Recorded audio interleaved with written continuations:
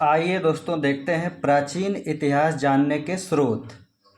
तो प्राचीन इतिहास जानने के सर्वाधिक प्रामाणिक पुरातात्विक सामग्री के अंतर्गत जो आते हैं वो है अभिलेख, चित्रकला, सिक्के, स्मारक, भवन, मूर्तियाँ आदि।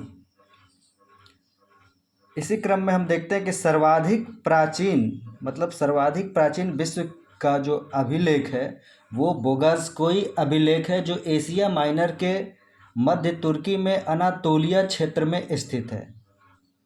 1400 ईसा पूर्व से प्राप्त अभिलेख में इंद्र, मित्र, वरुण, नसत्य व आर्य देवी देवताओं का वर्णन है। उस समय हित्ती साम्राज्य की राजधानी बोगासकोई हुआ करती थी, जिसकी भाषा इंडो यूनानी थी। तो एग्ज़ाम के पॉइंट ऑफ व्यू से जो इसमें प्रमुख स्टेटमेंट है वो ये है कि बोगासकोई अभिलेख में जो देवताओं का वर्णन है वो है इंद्र, मित्र, वरुण, नासत्य। इसी क्रम में देखते हैं कि भारत के सर्वाधिक प्राचीन अभिलेख वो विश्व का था बोगासकोई, और अब आता है भारत के सर्वाधिक प्राचीन अभिलेख अशोक के हैं, जो 300 ईसा पूर्व के लगभग हैं। मास्की, गुर्जर, निट्ठूर व उदयगोलम में अशोक के व्यक्तिगत नाम मिलते हैं। इसी क्रम में देखते हैं जो दूसरा इम्पोर्टेंट पॉइंट है वो ब्राह्मी लिपि। अशोक के जो सर्वाधिक अभिलेख इसी ब्राह्मी अभिलेख लिपि में लिखे गए हैं। इसी क्रम में आता है खरोष्ठी लिपि। खरोष्ठी लिपि यह फारसी लिपि की भांति ही दाईं से बाईं तरफ लिखी जाती है। मतलब कि जितने भी पश्चिम उत्तर क्षेत्र हैं वहाँ के अभिलेख खरोष्ठी लिपि में लिखे गए हैं। इसी क्रम में हम देखते हैं कि यूनानी और अरामेइक लिपि में लंघमान और शेरकुना के अभिलेख लिखे हुए हैं। इसी क्रम में हम देखते हैं कि गुप्त काल से पूर्व जो भी अभिलेख हुआ करते थे वो प्राकृतिक भाषा में हुआ करते थे, और गुप्त काल तथा गुप्तोत्तर काल, गुप्त के बाद वाले अभिलेख अधिकतर संस्कृत भाषा में लिखे जाते थे। अन्य महत्वपूर्ण बिंदु जो हैं, शुंग शासक भागभद्र के दरबार में यवन राजा का राजदूत होलियोडोरस द्वारा मध्य प्रदेश के विदिशा जिले में गरुड़ स्तंभ बनवाया गया, जो 200 ईसा पूर्व भागवत धर्म के विकसित होने को बताता है। सबसे अधिक अभिलेख जो है कि मैसूर से प्राप्त हुए हैं। सर्वप्रथम 1837 में जेम्स प्रिंसप ने ब्राह्मी लिपि में लिखित अशोक के अभिलेख को पढ़ा। अन्य इतिहास जानने के अन्य स्रोत में जो है अब आते हैं आहत या पंचमार्क सिक्के, जो कि 5वीं सदी के बताए जाते हैं, जो कि पीट कर निशान लगा करके बनाए जाते थे। अधिकतर आहत या पंचमार्क सिक्के पूर्वी यूपी, शाहपुरा तथा मगध, बिहार से प्राप्त हुए। सर्वाधिक सिक्के की बात करें तो मौर्योत्तर काल में मिले, मतलब कि सभी प्रकार के सिक्के मिला के, जैसे चांदी, सोना, सीसा, सभी प्रकार के सिक्कों में मौर्योत्तर काल।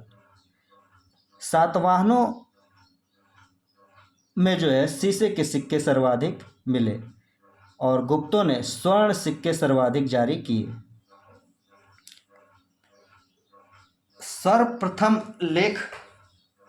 लेख वाले स्वर्ण सिक्के, यानी स्वर्ण सिक्कों पे कुछ लिखा हुआ होता था, तो लेख वाले स्वर्ण सिक्के इंडो ग्रीक शासकों द्वारा चलाए गए। इसी क्रम में मूर्ति कला के बारे में यदि देखते हैं तो मूर्ति कला का आरंभ कुषाण काल से माना जाता है। कुषाणकालीन गांधार कला पर विदेशी प्रभाव स्पष्ट रूप से दिखाई देता है, जबकि मथुरा कला पूर्णतः स्वदेशी है।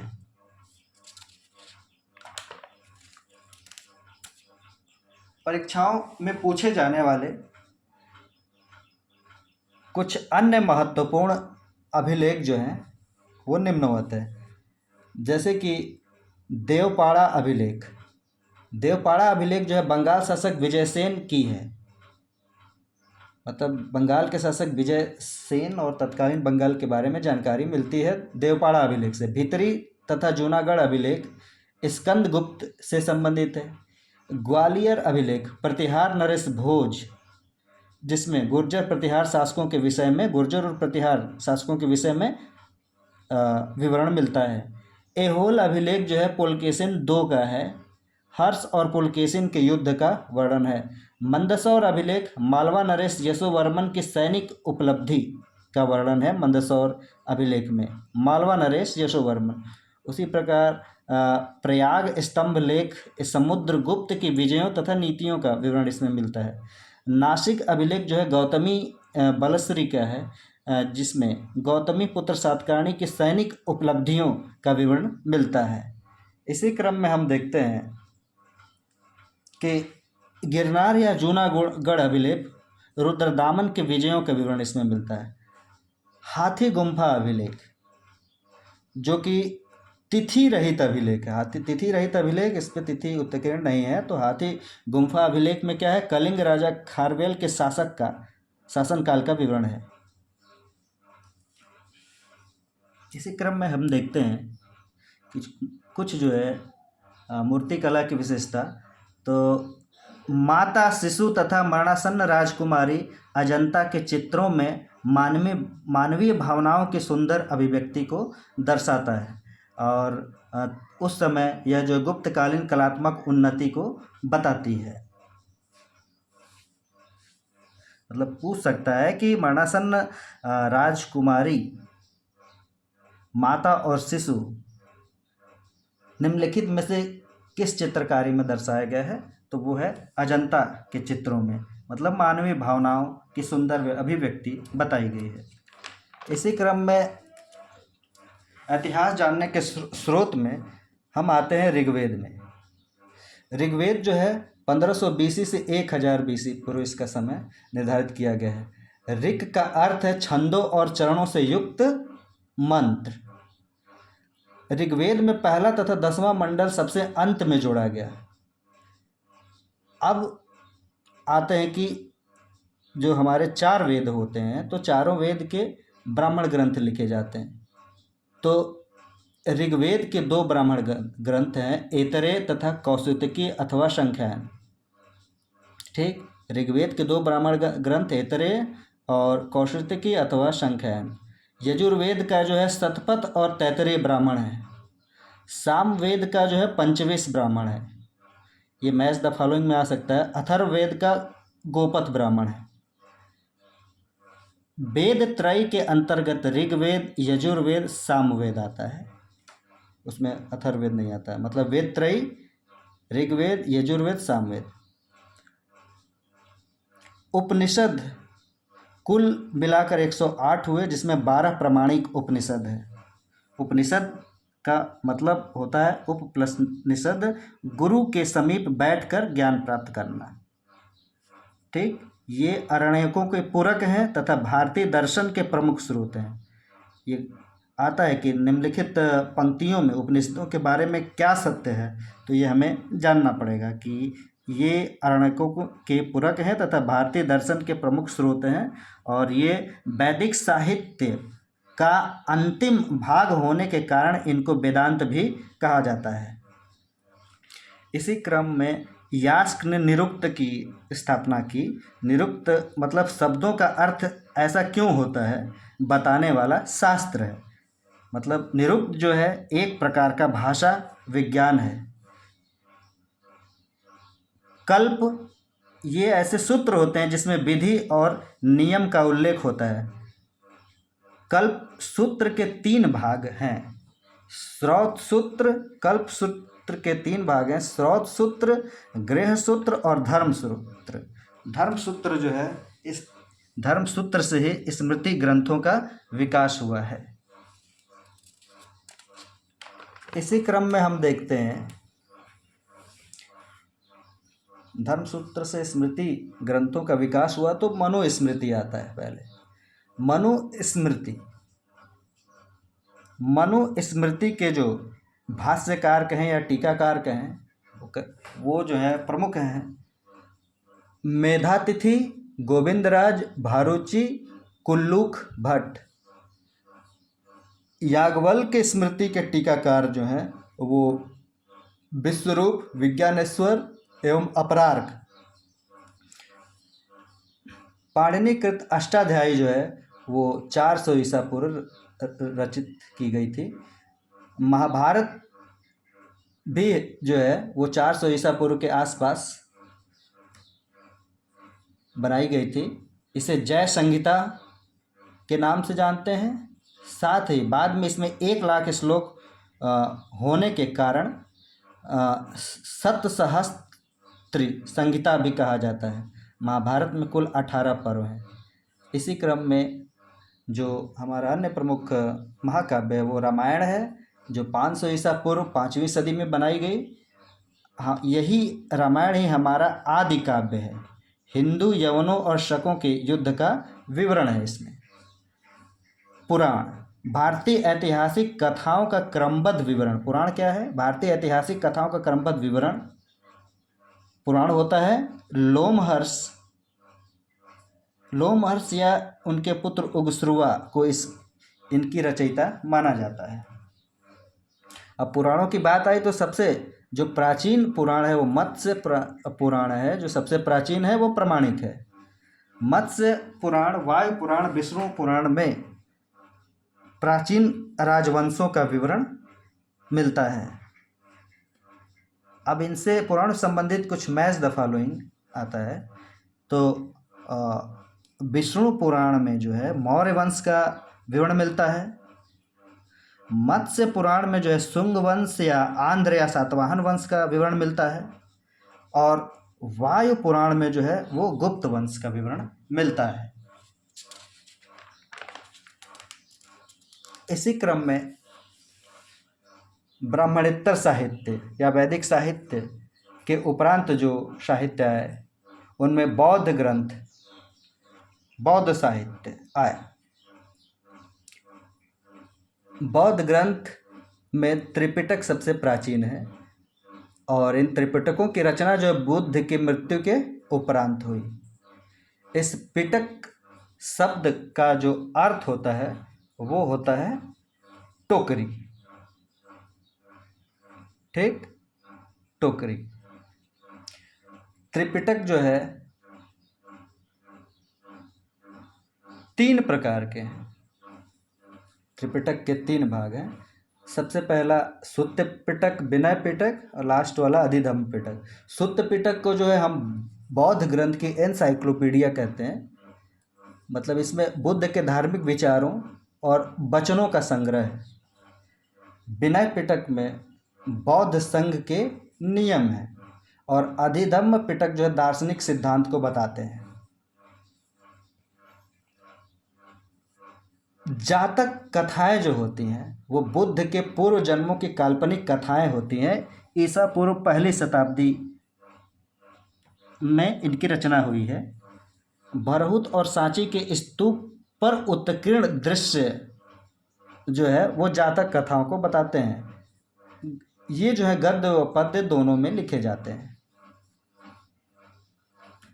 अब कुछ इतिहास जानने के स्रोत में तत्कालीन बौद्धिक ग्रंथ भी हैं। बौद्ध ग्रंथ है जैसे कि बुद्धघोष द्वारा रचित विशुद्धमग्ग हीनयान शाखा से संबंधित ग्रंथ है। इसी क्रम में दीपवंश तथा महावंश की रचना पाली भाषा में की गई, जो मौर्य कालीन इतिहास की सूचना देता है। नागसेन द्वारा रचित मिलिंद पन्नो यूनानी राजा मिनांडर प्लस बौद्ध भिक्षु नागसेन की दार्शनिक वार्तालाप को बताती है। आर्य मंजूश्री मूल कल्प में गुप्त सम्राटों का वर्णन है। इतिहास जानने के स्रोत में अंगुत्तर निकाय तथा भगवती सूत्र दोनों में 16 शब्दों का वर्णन है। मतलब अंगुत्तर निकाय आपका बौद्ध धर्म से संबंधित हो गया, शास्त्र, भगवती सूत्र, जैन धर्म, इन दोनों में 16 महाजनपदों का वर्णन है। महावस्तु प्लस ललित विस्तार, ये संस्कृत में लिखे बौद्ध ग्रंथ हैं जो कि बुद्ध के जीवन वृत्त का चित्रण करते हैं, बुद्ध के जीवन वृत्त के बारे में बताते हैं। महावस्तु प्लस ललित विस्तार पूछेगा कि बुद्ध के कौन से जो है कि संस्कृत में संबंधित बौद्ध ग्रंथ हैं, तो महावस्तु और ललित विस्तार। संस्कृत भाषा में लिखे बौद्ध ग्रंथ और भी हैं कुछ, जैसे कि अश्वघोष द्वारा बुद्ध चरित, सौंदरानंद और सारिपुत्र प्रकरण, ये जो है संस्कृत भाषा में लिखे बौद्ध ग्रंथ हैं। तो आता है कभी कभी कि अश्वघोष ने किन ग्रंथों को लिखा संस्कृत भाषा में, तो बुद्ध चरित, सौंदरानंद, सारिपुत्र प्रकरण। इसी क्रम में जो जैन धर्म है, जैन साहित्य, वो प्राकृत भाषा में लिखे हुए थे।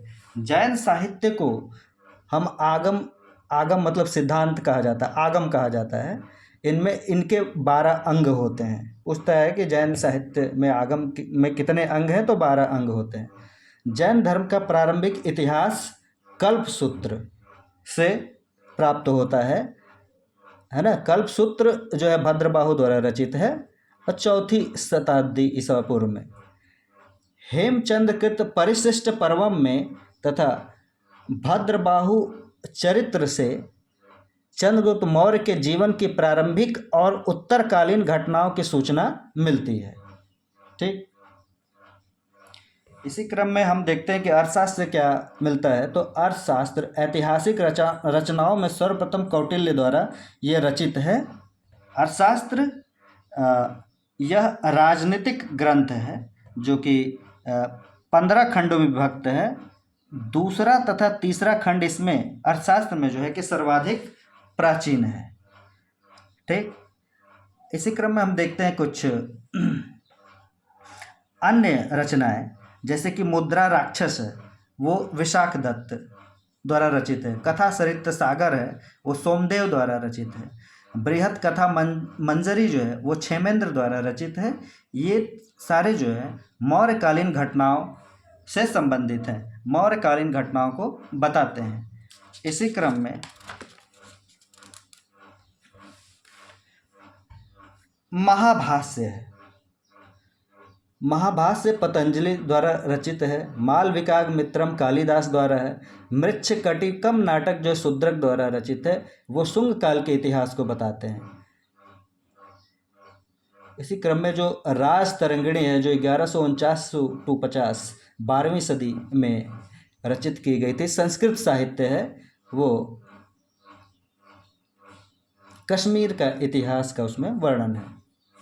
कुछ और है, जैसे कि सोमेश्वर रचित रसमाला और कीर्ति कौमुदी, मेरुतंग द्वारा रचित प्रबंध चिंतामणि और राजशेखर द्वारा रचित प्रबंध कोश, जो है कि इसमें गुजरात के चालुक्य वंश का विवरण है। कुछ और रचनाओं में हम आगे बढ़ते हैं, जो कि मैच द फॉलोइंग या ऑप्शंस में आता है कि बुद्ध चरित किसके द्वारा लिखा गया, अश्वघोष। हर्षचरित बाणभट्ट, गैडबहो वाकपति, विक्रमांक देवचरित विल्हड़, नवशशांक चरित पद्मगुप्त, रामचरित संध्याकर नंदी, कुमारपाल हेमचंद्र, पृथ्वीराज विजय जो है कि जयानक के द्वारा लिखी गई है। पृथ्वीराज विजय जयानक के द्वारा लिखी गई है। इसी प्रकार जो है कि दक्षिण भारत के इतिहास जानने के स्रोत में दक्षिण भारत के पल्लव और चोलों का इतिहास नंदी कलम्बकम और कलिंग परणी तथा चोल चरित्र से प्राप्त होता है। अब 13वीं शताब्दी में सिंध का इतिहास जो है अरबी भाषा में लिखा गया। सिंध का इतिहास अरबों द्वारा अरबी भाषा में लिखा गया, जिसका फारसी अनुवाद चचनामा नाम के पुस्तक में उपलब्ध है। ये थे आयोग के परीक्षाओं में इतिहास जानने के स्रोत से आने वाले कुछ महत्वपूर्ण बिंदु। आशा करते हैं कि आप लोगों को अच्छा लगा होगा। इसे लाइक करें।